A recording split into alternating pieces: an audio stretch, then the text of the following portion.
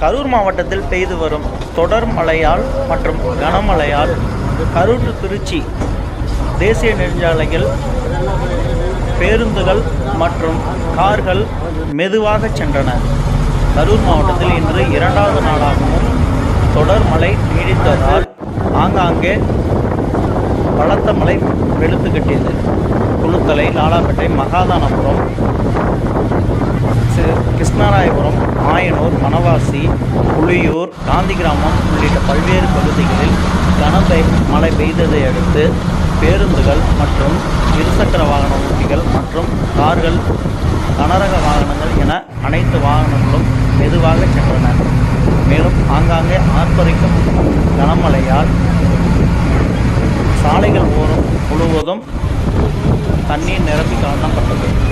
மேலும் பேருந்து கண்ணாடி முழுவதும் உள்ளே தண்ணீர் கூற்றாக்குள் இருந்து ஆங்காங்கே சாலைகள் மற்றும் மலைகள் வெளுத்து. இந்த மழையால் பொதுமக்களின் இயல்பு வாழ்க்கை பாதிக்கப்பட்டது.